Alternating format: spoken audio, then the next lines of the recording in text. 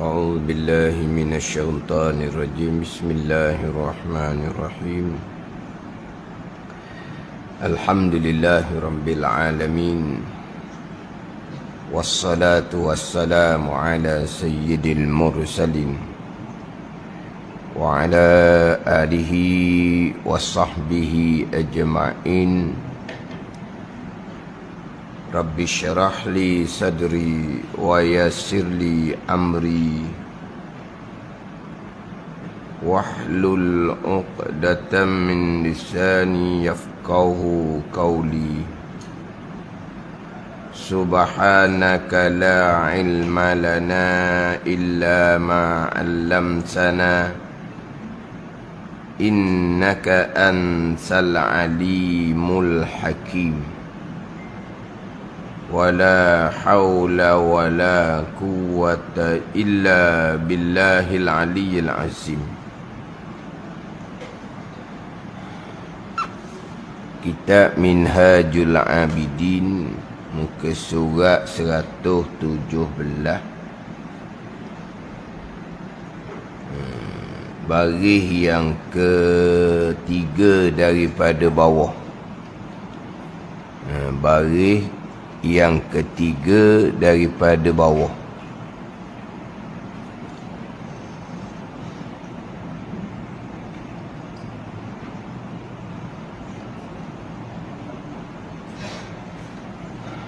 Qala al-muallifu rahimahullahu ta'ala wa nafa'ana bi'ulumihi amin. Dan gugur itu, dan gugur itu dibatalkan manfaatnya, manfaat amal. Dan gugur itu dibatalkan manfaatnya, manfaat amal. Terkadang adalah ia dengan perbuatan, terkadang adalah ia, tambah situ. Di sini terkadang dengan perbuatan, gitu dah. Tambah, dan terkadang adalah ia manfaat amal ni. Terkadang ada ia manfaat amal dengan perbuatan, dan dengan sebabnya, sebab perbuatan. Kemudian terkadang membatalkan pahala amal, membatalkan pahala amal, dan yang lainnya membatalkan ganda amal. Dan gugur itu mubtada, dibatalkan manfaatnya, manfaat amal. Yang bicara terdahulunya sama ada amal tu diterima oleh Allah Subhanahu wa ta'ala ataupun amal tu ditolak oleh Allah Subhanahu wa ta'ala. Sama ada berpahala ataupun gugur pahala. Gugur amal ni yang terdahulu dengan 10 qadih, 10 perkara yang membinasakan amal. Jadi sekarang nak cerita pula gugur amal ni, gugur amal tu sendiri ataupun gugur dia punya pahala amal, ataupun tidak ada gandaan pada amal. Dia gitu. dia gugur ni hak batal tu. Tu dalam bahagian pekoh lah. Bahagian pekoh tu batal tu lah tu. Bahagian tasawuf ni bukan amal tu gugur. Contohlah kita kata dia pergi ke Mekah menunaikan haji dan umrah. Akidah dia comel, pekoh haji dia comel. Tapi tak ada ikhlas langsung. Riak semata-mata kerana orang sahaja. Kerana malu orang terpanggil dia ayah haji. Dan orang yang berkemampuan, orang yang patut padang dengan umur dia tu mesti pergi Mekah dah. Dah dia kan merata-rata dah diperginya orang kaya. Habis negara dah diperginya. Jadi orang kira-kira mesti di Mekah di Jeddah. Jadi orang duk panggil haji-haji, malu dia. Contohlah kita kata, dia pergi Mekah tak ada langsung keikhlasan. Semata-mata kerana selain ada Allah. Gugur amal dia tu. Dengan bahawa haji umrah tidak sah. Bukan. Haji umrah dia tertunai kewajipan. Tertunai kewajipan haji umrah sekali sama hidup bagi orang yang berkemampuan. Tapi gugur pahala dia. Gugur pahala ke, gugur gandaan pahala ke. Pada ni. Sebab syarat amal tu sah tauhid dengan pekoh. Syarat amal tu dikabul oleh Allah baru kepada tasawuf. Contohlah dalam kitab pekoh, dalam kitab Sulam Mubtadi karangan Syekh Daud Al-Fatani, penterjemah Minhaj ni. Minhaj Jawi ni Syekh Daud ni. Hak Syekh Daud ni bukan Syekh Daud. Syekh Daud terjemah daripada Minhajul Abidin hak Imam Ghazali.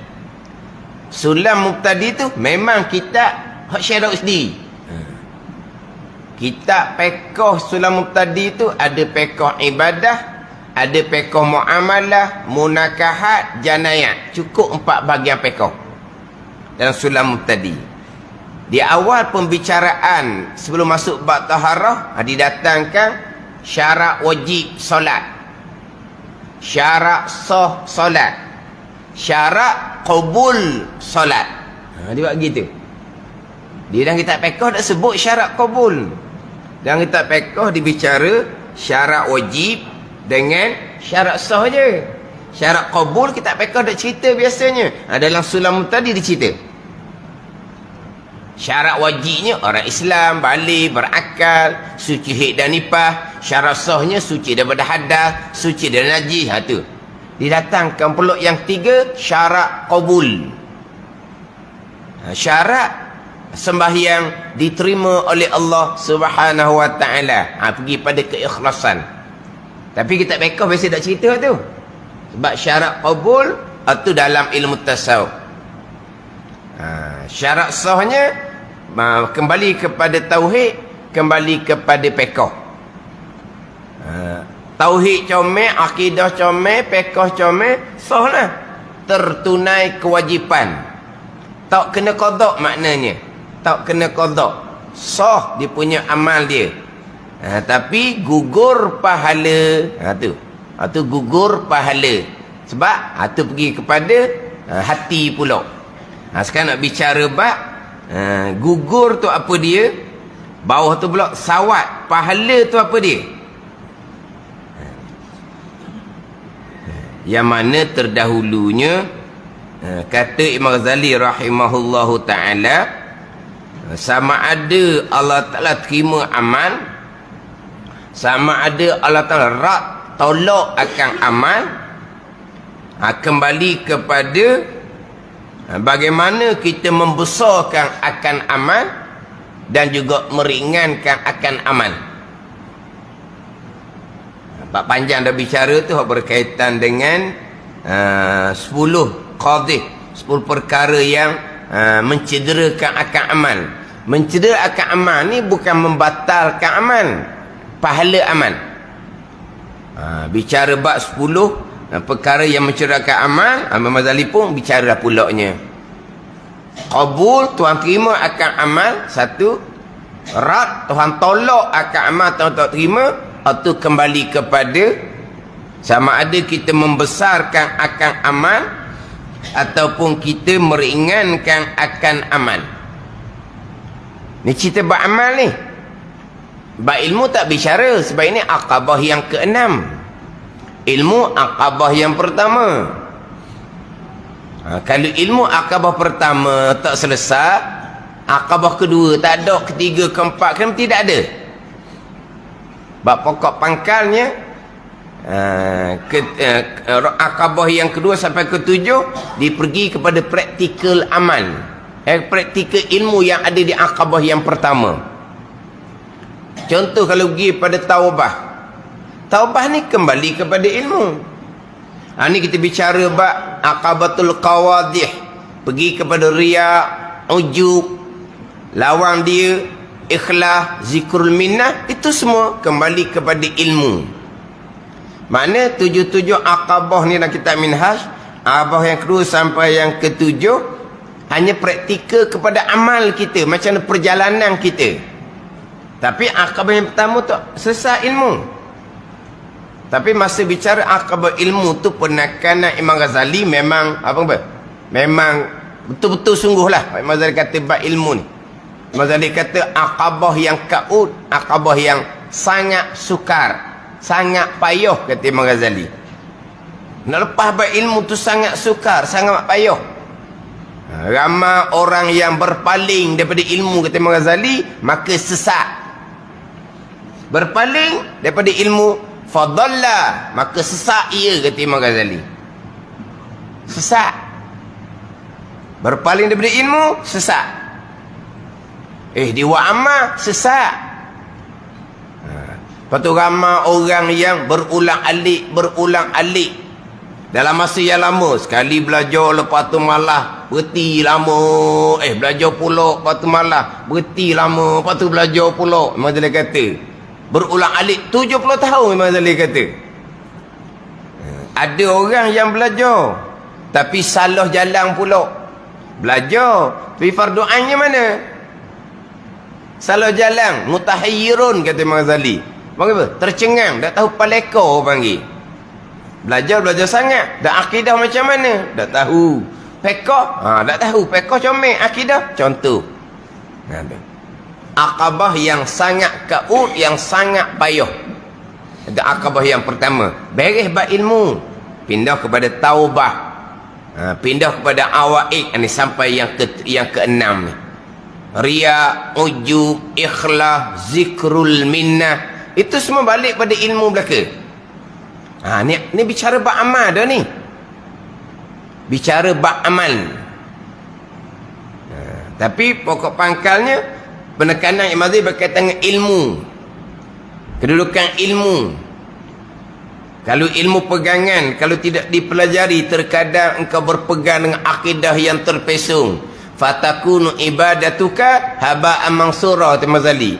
Maka ibadah akan menjadi debu yang berterbangan, tidak akan diterima oleh Allah. Tak belajar pula ilmu fiqh, buat amal berpuluh-puluh tahun, dalam keadaan amal tu menyalahi akan sunnah syariat Nabi SAW, dalam keadaan engkau tidak mengetahui. Itu fiqh pula. Tak belajar pula ilmu tasawuf.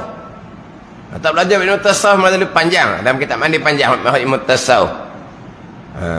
Terkadang berbimbang, bersibuk dengan semayang sunat, puasa sunat. Itu contoh Imam Ghazali. Hak ibadah sunat, hak paling lebih. Semayang sunat, puasa sunat. Tapi meninggalkan kewajipan batin. Taubah, khauf, zuhud, ikhlas, tawakul, redha, syukur, sabar. Tak ada tu. Tapi masghul, berbimbang dengan semayang sunat, dengan puasa sunat. Masghul ni bukan wak sikit-sikit. Masghul dengan semayang sunat ni, semayang sunat ratus-ratus rakaat. Masghul dengan puasa sunnah hari-hari. Hak sunat, tapi hak kewajipan batin ditinggalkan. Macam dia kata, maka tiada suatu bagi engkau, tak ada boleh apa pun. Hak wajib ditinggalkan, hak sunat jadi masghul. Masghul ni kalau bos main rawatib, tu tonggok-tonggok je tu. Ni hak masghul. Memang ibadah dia dah semai sunat ni. Imam Ghazali contohkan ibadah sunat paling lebih ni. Imam Ghazali kata terkadang perkara-perkara yang harus ditinggalkan. Perkara harus macam mana? Tidur malam ditinggalkan kerana nak qiyamul lail, perkara harus. Makan siang hari ditinggalkan, makan siang perkara harus kerana nak puasa sunat. Hak harus ditinggalkan kata Imam Ghazali. Tetapi mengekali dosa-dosa besar, riya, ujub, takabur yang mewajibkan neraka. Hak harus tinggal, hak haram tak tinggal. Ini Mazali kata minhaj, bicara bab ilmu dahulu. Hak Mazali kata ni memang betul-betul. Kalau tak belajar, gitulah jadinya. Batu Mazali kata berpaling daripada ilmu, fadalla, maka sesat. Atau pernah kata bab ilmu. Sekarang ni bab amal dah ni bukan bab ilmu.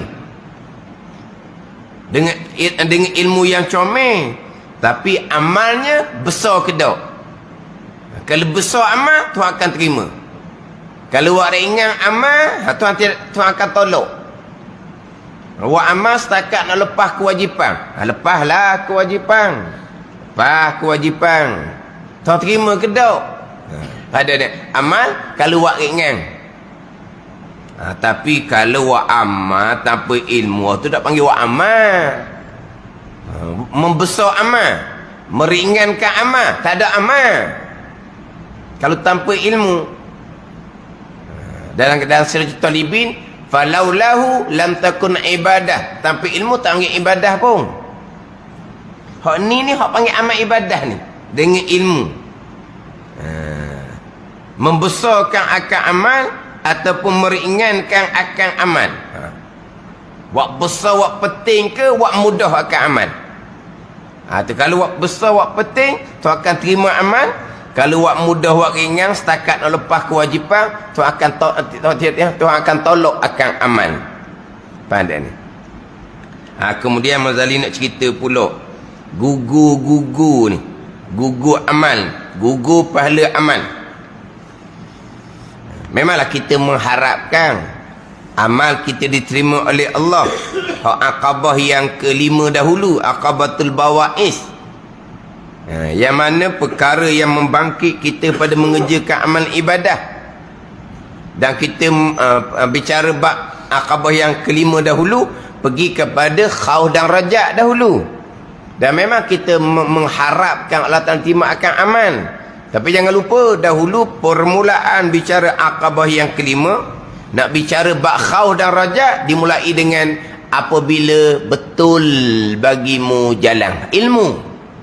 Jadi ulang balik, bila betul bagimu jalan, betul bagimu jalan, dan dimudahkan bagimu akan jalan ibadah, dimudah oleh Allah ni bila kita bertaubah. Kita berat nak buat amal ni sebab kita dibelenggu oleh dosa. Payah nak buat amal kerana dibelenggu oleh dosa. Itu yang kedua. Tapi Mazali mulai dengar bila betul bagimu jalan. Jalan betul molek dah. Dan dimudahkan bagimu akan sabil, akan jalan. Allah permudah apabila bertaubah dengan Allah Subhanahu wa ta'ala. Tapi Mazali mulai dengan bila betul bagimu jalan. Jalan akidah betul, jalan amal zahir betul, jalan amal batin betul, barulah timbul khauf dan rajak. Kalau tanpa ilmu tak ada khauf, tak ada takut. Itu orang berani wakak sujud pada Allah. Macam mana jalan akidah, macam mana jalan sembahyang pekoh tu, macam mana hak berkaitan batin hati, rokok sujud tu. Rokok sujud akidah budak peduli. Wakak sujud hukum pekoh semayang budak peduli. Wakak sujud hati riak ujud takabur. Itu orang yang sangat jara'ah, sangat berani handalang dengan Allah Subhanahu wa ta'ala. Orang debel orang panggil. Dia orang debel. Dia rokok ibadat Allah ni, dia macam orang ramai. Orang ramai tu dia debel dah. Sebab dia orang kaya, orang berpangkat. Orang ramai ni dia mudah-mudah dapat dia orang lebih. Jadi dengan Allah Ta'ala pun dia mudah juga. Orang berani orang panggil ni. Orang jara'ah, orang handalang, orang berani. Orang ni bukan orang takut akan Allah dan orang yang tidak ada harapan pun. Imam Ghazali kata tu memang betul. Imam Ghazali kata tu kalau tidak dimulai dengan ilmu, bila tak mulai ilmu jalan tak betul, tidak ada khauf, tidak ada rajak. Kita buat amal memang kita mengharapkan amal kita diterima oleh Allah Subhanahu wa ta'ala. Terima tak terima, macam mana kita buat amal?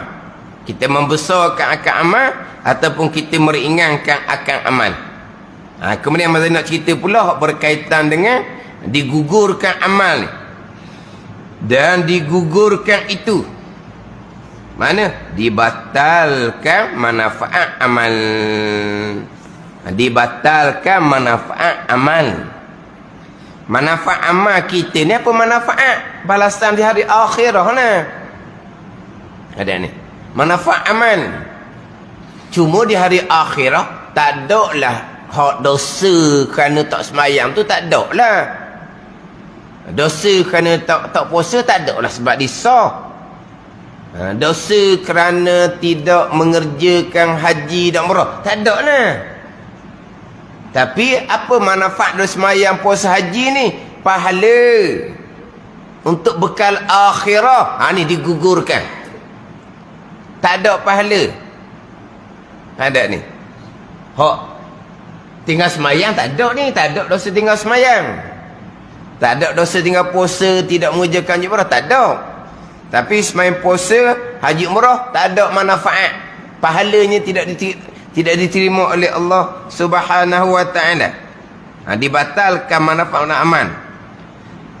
Terkadang adalah ia manfaat amal ni dengan perbuatan dan dengan sebab perbuatan. Dengan perbuatan, dengan amal ibadah kita tu terkadang adalah ia manfaat amal tu dengan perbuatan kita, dengan amal ibadah kita itu dapat manfaat amal. Dan dengan sebab amal, sebab perbuatan kita. Sebab kita buat amal, daripada sebab kita buat amal itulah kita akan dapat manfaat. Contoh sebab kita buat amal, daripada sebab sedekah jariah kita, sebab kita tu kemudian berpanjangan hak sedekah jariah kita diambil manfaat. Kalau sedekah jariah kita, sebab kita sedekah, terbenalah pondok madrasah. Dengan sebab tu manfaat amal yang berpanjangan. Manfaat amal yang berpanjangan. Sebab apa? Sebab bukan amal kita. Bukan amal kita. Dengan sebab perbuatan amal kita tu. Ada ni. Contoh samalah juga. Tu cerita bab sedekah. Cerita bab ilmu pun sama juga. Cerita bab ilmu. Dengan sebab mengajar. Orang buat amal. Orang mengajar dapat manfaat dia tu. Kalau kata sebab melahirkan anak yang soleh, anak yang soleh buat amal, yang di sendiri mati dah, tak ada amal dah, tak ada dah, mati dah, senyap dah dianya, tak ada amal dah. Tapi dengan sebab dia melahirkan anak yang soleh, dia dapat manfaat amal yang berpanjangan, sama ada dengan perbuatan sendiri ataupun dengan sebab dia. Ada ni perbuatan kita tunggang-tunggik semayang tu lah. Itu perbuatan kita dapat manfaat amal. Tapi terkadang dapat manfaat amal dengan sebab amal kita. Dengan sedekah, dengan ilmu yang diajar, dengan anak yang soleh, itu dapat manfaat amal. Jadi kalau gugur ni, kenapa ni gugur? Dibatalkan akan manfaat tu lah. Dibatalkan manfaat tu. Manfaat amal ni, terkadang manfaat amal ni dengan perbuatan amalan kita sendiri. Dan dengan sebabnya, dengan sebab perbuatan kita. dapat manfaat amal. Tetapi apabila ada riya, ujub contohnya, dibatalkan akan manfaat ni. Dibatalkan akan manfaat.